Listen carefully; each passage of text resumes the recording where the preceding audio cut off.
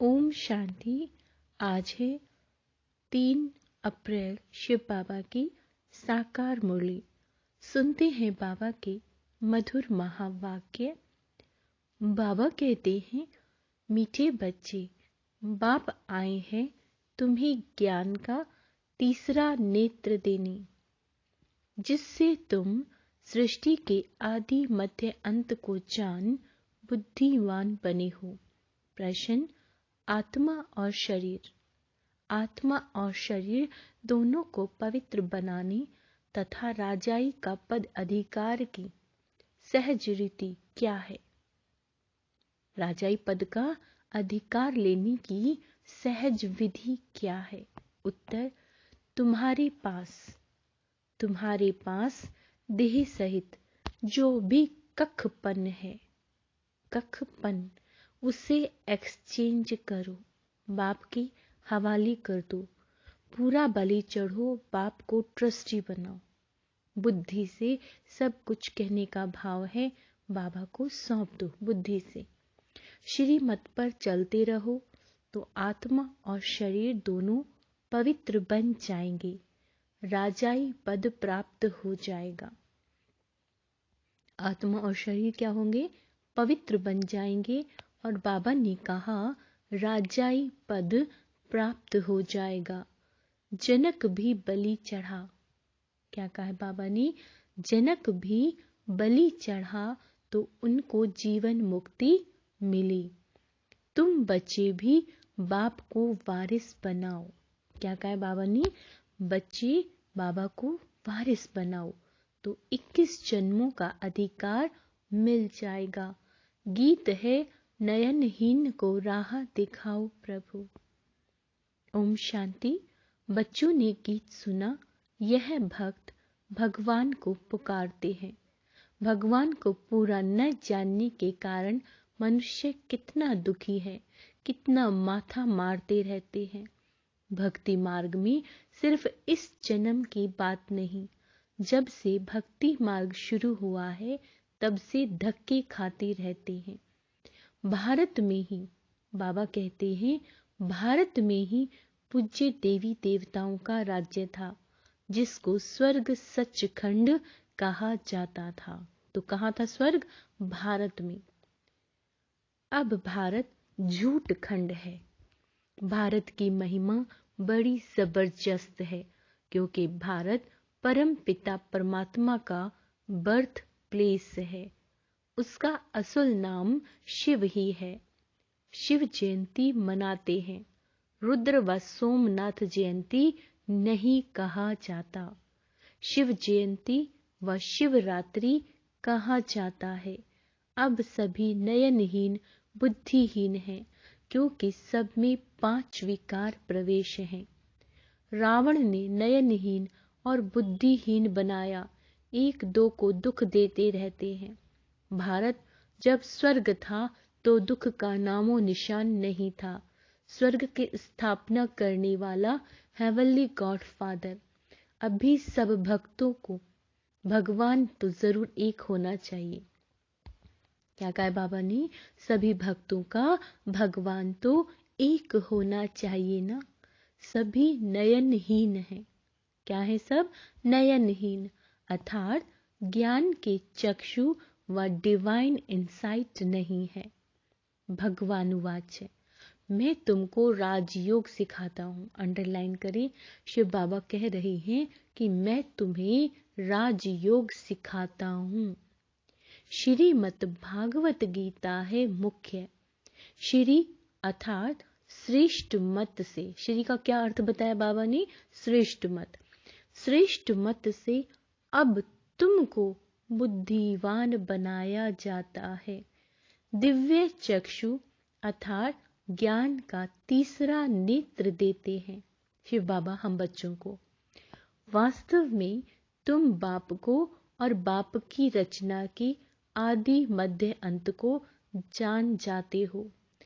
इस समय है सर्वव्यापी। क्या कहा बाबा ने? इस समय सर्वव्यापी है देह अहंकार, वह 5 विकार। इसीलिए सभी घोर अंधियारे में हैं।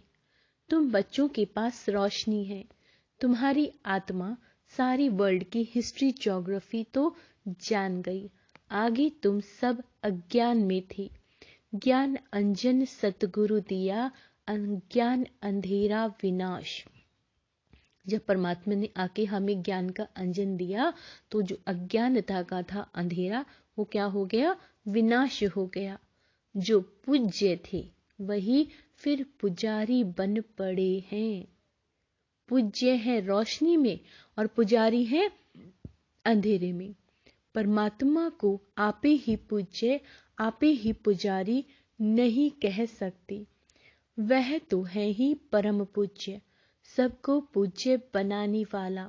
उनको कहा जाता है परम पूज्य, परम पिता परमात्मा।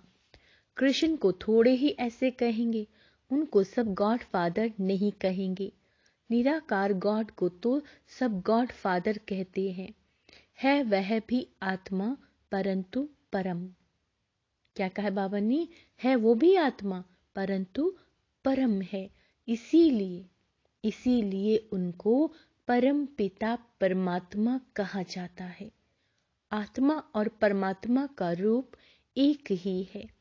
जरूर हम आत्मा है, वह परम आत्मा सदैव परम धाम में रहने वाला है। अंग्रेजी में उनको सुप्रीम सोल कहा जाता है।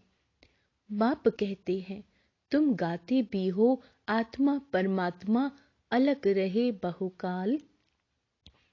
सुंदर मेला कर दिया जब सतगुरु मिला दलाल। ऐसे नहीं परमात्मा और परमात्मा से अलग रहे बहुकाल नहीं। पहले नंबर का जो अज्ञान है आत्मा सो परमात्मा, परमात्मा सो आत्मा कहना। आत्मा तो जन्म मरण में आती है। आत्मा जन्म लेगी शरीर छोड़ेगी, जन्म लेगी शरीर छोड़ेगी, अर्थात जन्म मरण में आत्माएं आती हैं।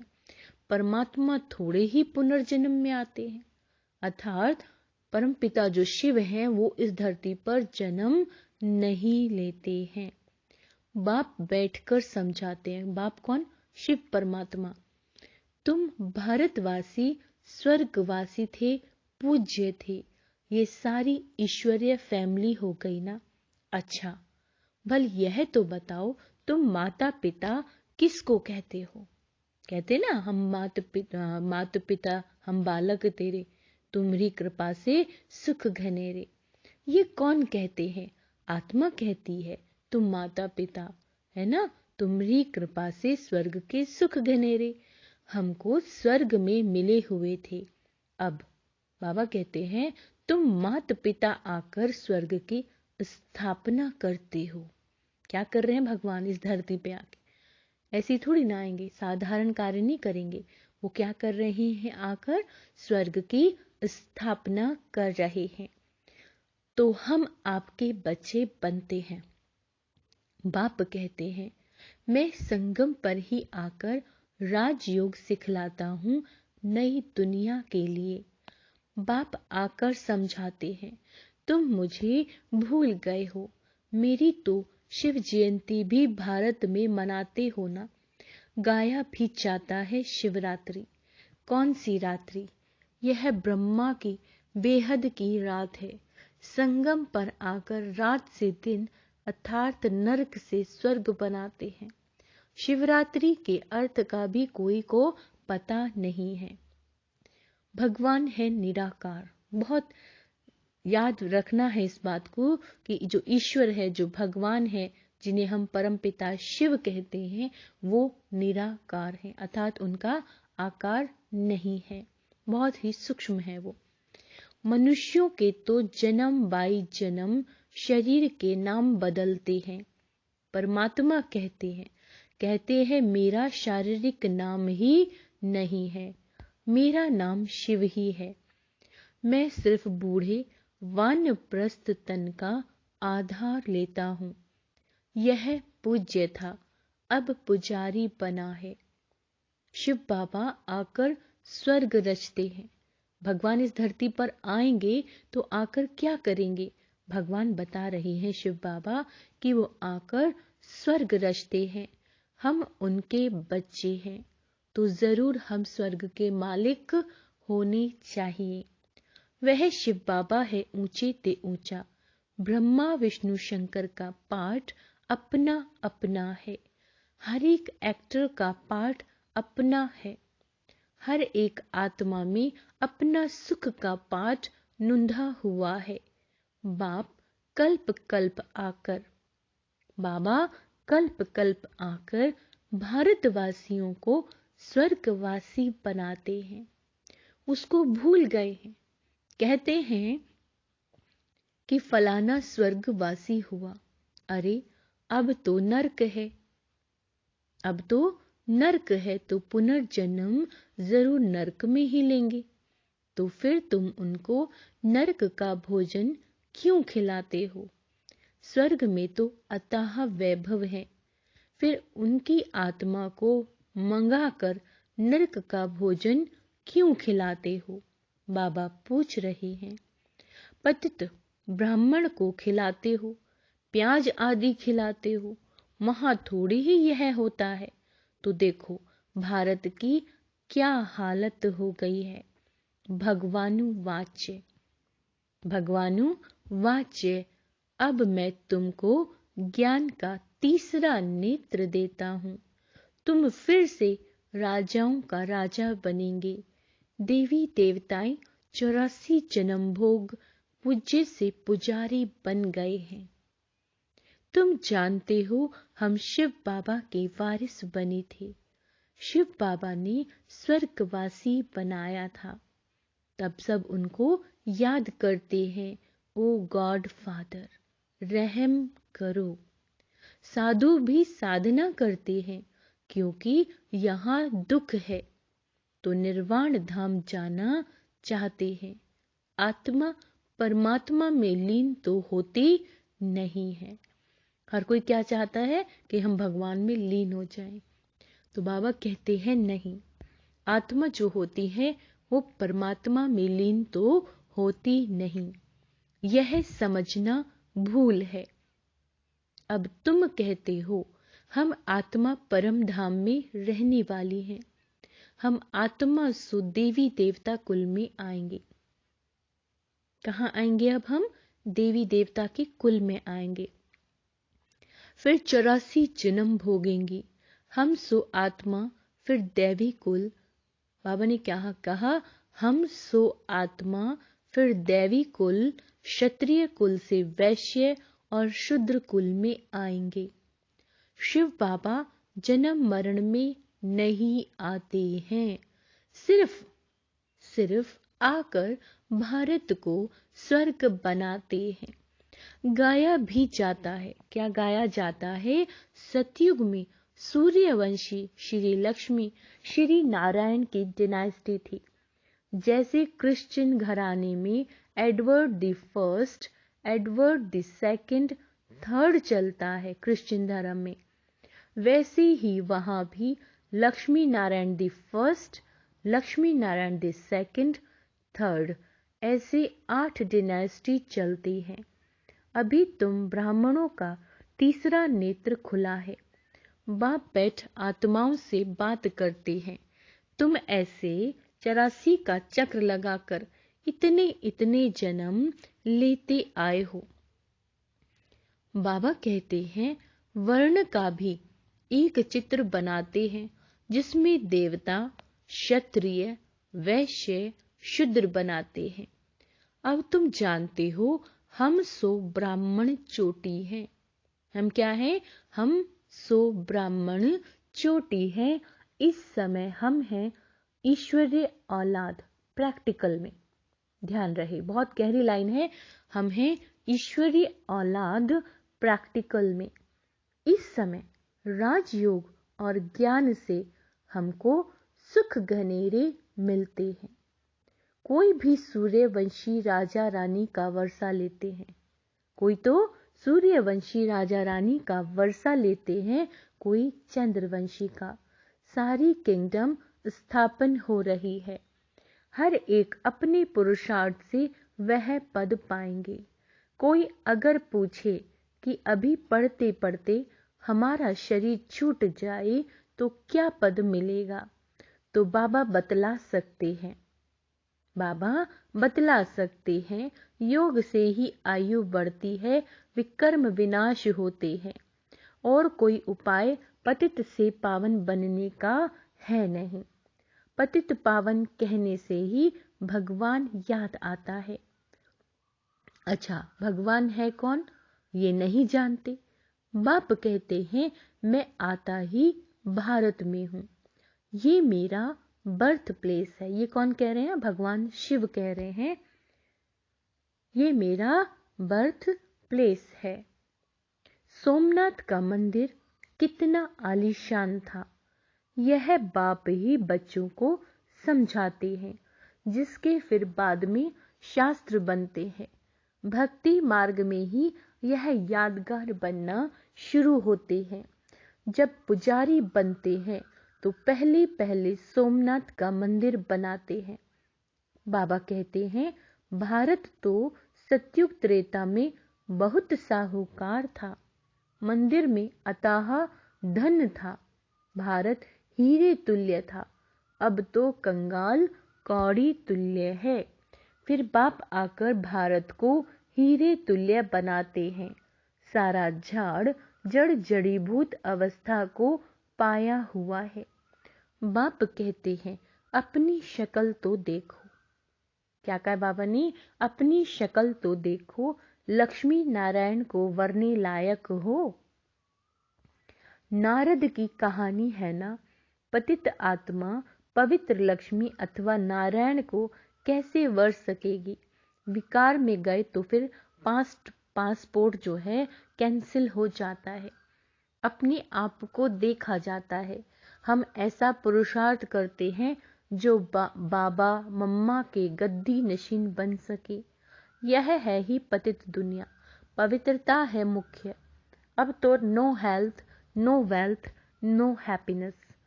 इस शून्य के पानी मिसल मृग तृष्णा राज्य है।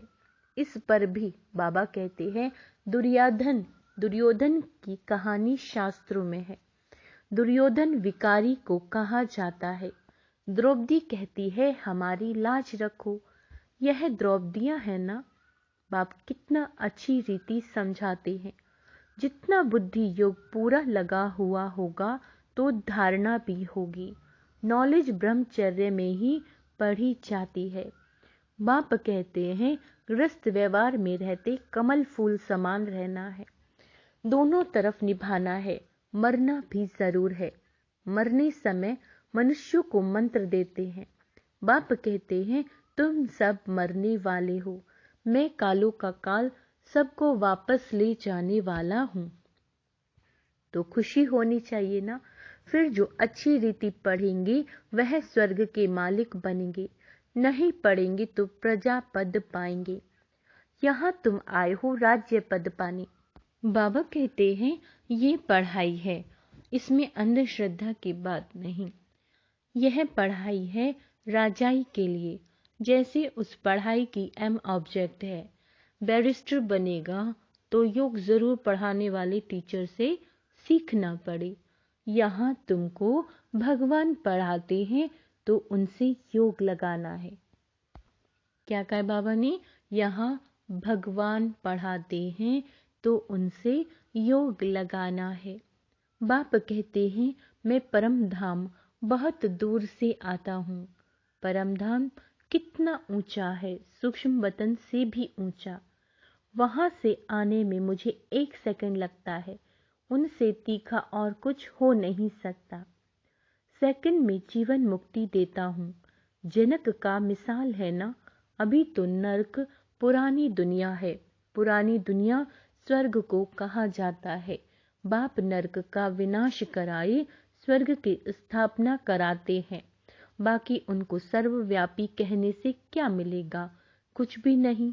बाप तो आकर स्वर्ग का मालिक बनाते हैं, बाकी सभी आत्माएं शांति धाम चली जाएंगी। बाबा कहते हैं आत्मा अमर है, उनको पार्ट भी अमर मिला हुआ है। फिर आत्मा छोटी बड़ी कैसे हो सकती है? आत्मा है ही स्टार, बड़ी छोटी हो न सके। अब तुम हो God fatherly student. God father knowledgeful blissful है। कैसे हैं? नॉलेजफुल हैं और ब्लिसफुल हैं। वह तुमको पढ़ा रहे हैं। तुम जानते हो इस पढ़ाई से हम देवी देवता बनेंगे। क्या बनेंगे हम इस पढ़ाई से? देवी देवता। बाबा कहते हैं तुम भारत की सेवा कर रहे हो। पहले तो बाप का बनना है और जगह तो गुरु के पास जाते हैं, उनका बनते हैं, अर्थात उसे अपना गुरु बनाते हैं। बाबा कहते हैं यहाँ तो है बाप, यहाँ गुरु नहीं है, यहाँ क्या है? बाप। तो पहले बाप का बच्चा बनना पड़े। बाप बच्चों को अपनी जायदाद देते हैं। बाबा कहते हैं बच्चे तुम एक्सचेंज करो। क्या कहा बाबा ने? बच्चे तुम एक्सचेंज करो। तुम्हारा ककपन हमारा, हमारा सब कुछ तुम्हारा। देह सहित जो कुछ है वह सब कुछ मेरे को दो। मैं तुम्हारी आत्मा और शरीर दोनों को पवित्र बना दूंगा और फिर राजाई पद भी दूंगा। क्या देखो बाबा हमें दे रहे हैं, आत्मा भी पवित्र बनाएंगे और शरीर भी, और फिर क्या देंगे? राजाई पद भी। तुम्हारे पास जो कुछ है वह बलि चढ़ो, मुझे ट्रस्टी बनाओ, मेरी श्रीमत पर चलो। जनक राज्य भाग्य सहित बलि चढ़ा तो उनको जीवन मुक्ति मिली। बाबा यह सभी कुछ आपका है। बाप कहते हैं मुझे वारिस बनाओ। मैं 21 जन्म तुमको वारिस बनाता हूँ। सिर्फ मेरी मत पर चलो, भल धंधा करो, विलायत जाओ, है ना, कुछ भी करो, सिर्फ मेरी मत पर चलो। खबरदार रहना। क्या कहा बाबा ने? खबरदार रहना, माया घड़ी घड़ी पिछाड़ेगी। विकर्म कोई नहीं करना, कदम कदम श्रीमत पर चलना है तो तुम श्रेष्ठ बनेंगे। बाप तो दाता है, सिर्फ तुमको ट्रस्टी बनाते हैं। कहते भी हो यह बच्चे धन आदि सब भगवान का दिया हुआ है। अब भगवान कहते हैं मुझे दो, मैं एक्सचेंज करता हूँ।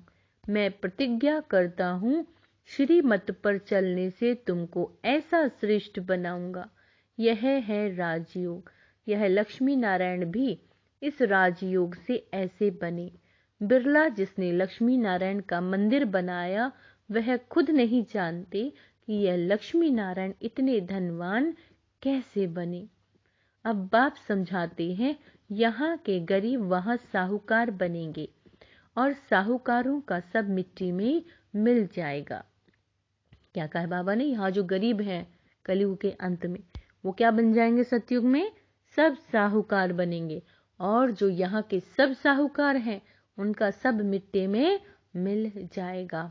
अच्छा, मीठे मीठे सिके लदे बच्चों प्रति माता पिता बाप दादा का याद प्यार और गुड मॉर्निंग। रूहानी बाप की रूहानी बच्चों को नमस्ते। हम रूहानी बच्चों की रूहानी बाप दादा को याद प्यार गुड मॉर्निंग, नमस्ते मीठे बाबा, शुक्रिया बाबा, शुक्रिया शुक्रिया। आज धारणा के लिए क्या कहा है बाबा ने? माता पिता के गद्दी नशीन बनने के लिए पवित्रता की धारणा करनी है। क्या करनी है? पवित्रता की धारणा करनी है। दोनों तरफ निभाते हुए पढ़ाई पर पूरा पूरा ध्यान देना है। कोई भी विकर्म नहीं करना। क्या कहा बाबा ने? कोई भी विकर्म नहीं करना है। बहुत खबरदार हो, श्रीमत पर चलते रहना है ना, ट्रस्टी जरूर बनना है। वरदान है अपने मस्तक के बीच सदा बाप की स्मृति इमर्ज रखने वाले मस्तक मणि भव। अपने मस्तक के बीच सदा बाप की स्मृति इमर्ज रखने वाले मस्तक मणि भव। मस्तक मणि अर्थात जिसके मस्तक में सदा बाप की याद रहे, इसी को ही ऊंची स्टेज कहा जाता है। अपनी को सदा ऐसी ऊंची स्टेज पर स्थित रखने वाली श्रेष्ठ आत्मा समझ आगे बढ़ते रहो। जो इस ऊंची स्टेज पर रहते हैं वह नीचे की अनेक प्रकार की बातों को सहज पार कर लेते हैं। समस्याएं नीचे रह जाएंगी और स्वयं ऊपर हो जाते हैं। मस्तक मणि का स्थान भी ऊंचा मस्तक है, इसीलिए नीचे नहीं आना, सदा ऊपर रहो। स्लोगन है, बेफिक्र बादशाह की स्थिति का अनुभव करना है। अगर बेफिक्र बादशाह स्थिति का अनुभव करना है तो मेरे को तेरे में परिवर्तित कर दो। अच्छा, ओम शांति।